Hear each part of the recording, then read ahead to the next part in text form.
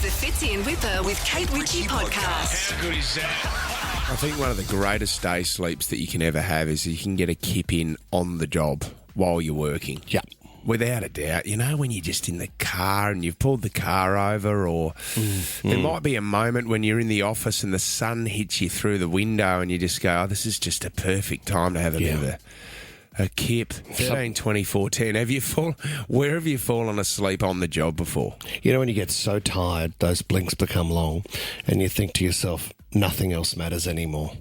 Like, it actually doesn't matter. This sleep is everything that needs to happen right now. And I'll do it. I don't care where I am.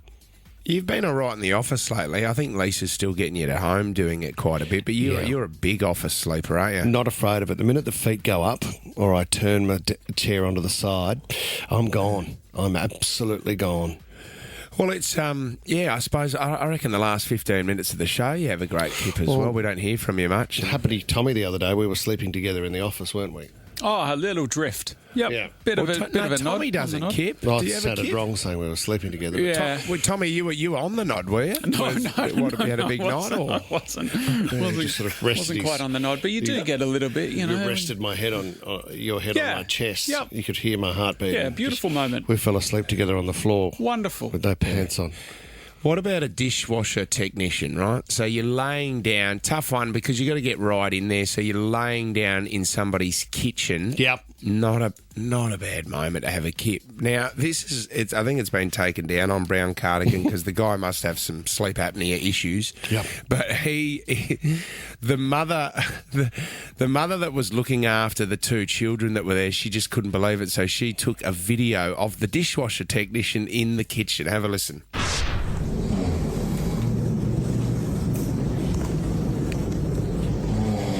Oh, jeez.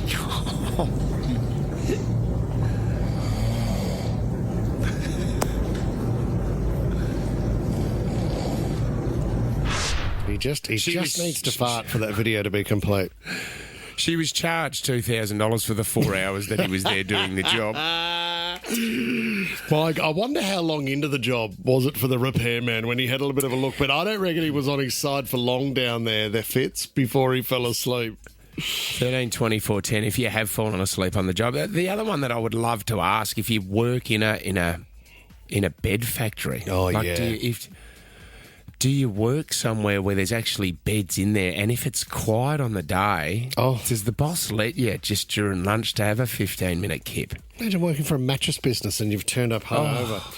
Oh, God, you'd eat a chicken burger for lunch, you'd have a Coke as well, and the next thing you know, you'd be full spread on one of the queen-size, king-size mattresses.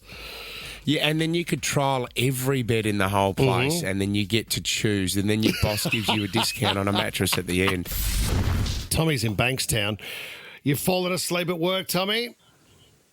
Hey, boys, how are you? Good, matey. What happened? Yeah, good.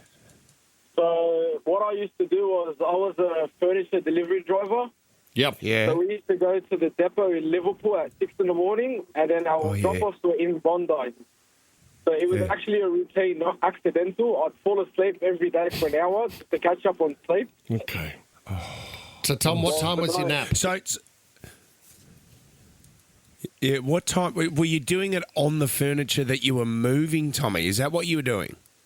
No, so what was happening was there was a thing called an off-starter, which is the guy that sits in the passenger seat and helps offload. Yep. So that was me. So while the guy's driving down to Bondi, I'd take my 1 hour nap, and he'd just wake me up once we get to the first job.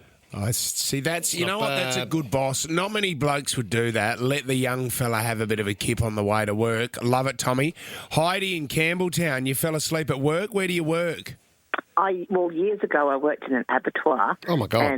And I was on suitable duties because I'd had a back injury, so they put me in a cold room to keep an eye on boxes going along a conveyor belt to make sure they didn't fall off. But it was so cold in there, like, I don't know, -6, -7 degrees, that I fell asleep while watching the boxes, and they fell off, and I woke up to them all over the ground with meat everywhere. Heidi, covered in meat. Again. Heidi, if I those know. boxes didn't hit you, you could have frozen it. Like once you fall asleep in the icy cold, Oh, you look, can I actually. ended up quite ill from being in that room. I ended up with like a kidney infection. Oh, my because God. I was always so damn cold in there. I froze. I had warm clothes on, but I just froze. Oh, it was my horrible. God. Isn't the cold supposed to keep you awake? Didn't it, Tommy? That's what you told us David No. Letterman used to do with his show. Yeah, didn't it he? used to drop To the a temperature to around about sort of 15 degrees, so everyone was cold, so they would clap harder to warm themselves up. Is that right? Yeah. Guys, while you're clapping, nothing funny's going on. Oh, you're freezing. That's right. So maybe You in had here to we'll wear, start like, dropping the temperature. You know? So you saw everyone in the crowd just wearing Yeah. huge puffer jackets. Oh, there they go. Oh, there's the crowd. They're freezing. Oh, keep it going, Jess. They're freezing right now. Tommy, you've dropped. Sorry, guys. I know it's cold in here. Yeah, it's freezing. This is the Fitzy and Whipper with Kate Ritchie podcast.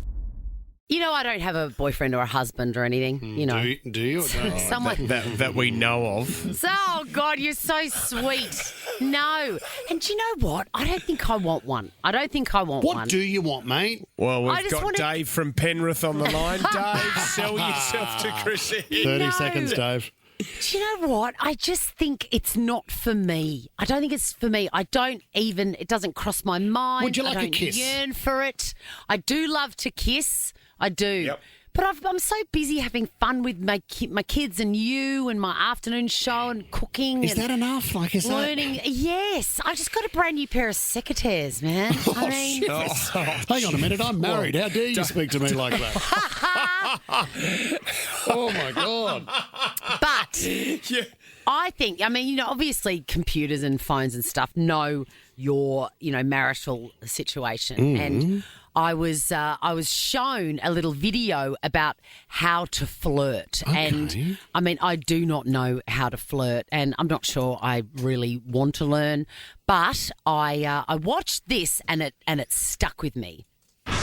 Pick your target, you stare at them until they look back at you. Once you make eye contact, you look away like you've been caught. The next time that you look at them and they meet your eyes again, don't look away. Let them break first, because they're gonna check to see if were you really looking at me. And this time you're gonna have to hold it uncomfortably long. They have to look away first for this to work. Once they look away, you never look at them again. And in about 45 seconds, they will be right in front of you. Oh.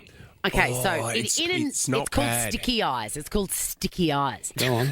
And this girl was saying it has never failed. And in fact, she was out for lunch with her friends and she was talking about her flirtation method, sticky eyes. And she goes, look, I'm going to show you how it works.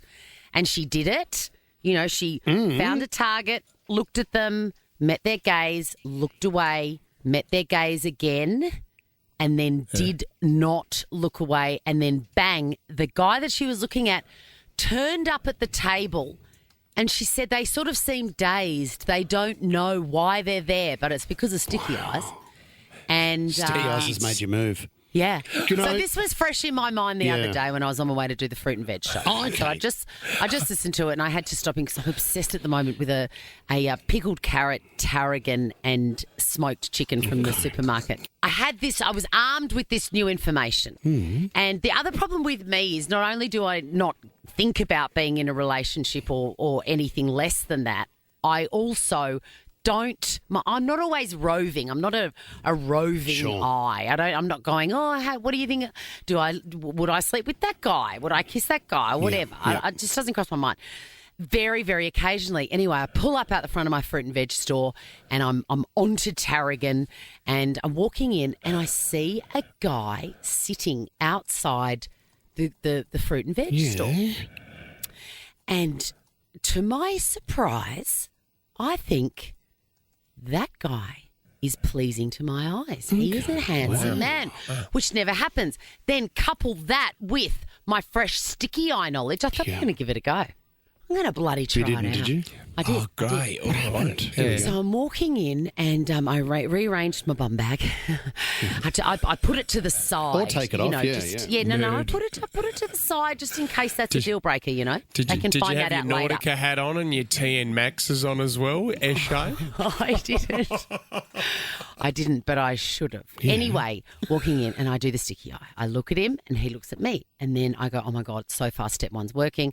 And then I follow the steps. And then I go, well, that was all very nice, but I do have to get tarragon. So I went into the shop and I bought the tarragon and I came out and he was still there. He was sitting on, you know, sometimes outside little shopping centres, they've got like a low, like a bench sort of coffee table situation. Yep. He was sitting there with a friend having a chat. Anyway, I finish off the last step of the sticky eye and it's going well. It's going really well. And then I just look a bit closer at him and I realise that, see, this is why I can't be trusted. I don't... What happened? I'm not good at the choosing and the long-term ramifications of those choices. Yeah. And I noticed that he was about to swig from like a 2 or 3 litre iced coffee, bottle. And I was like, that's an unusual beverage to have on your lunch break. And then I looked closer and he had a sleeping bag. And anyway, I was doing sticky eyes with a homeless guy. Yeah. And that is And how long has he been living at your house for? 3 nights. It's going really, really well. Yes.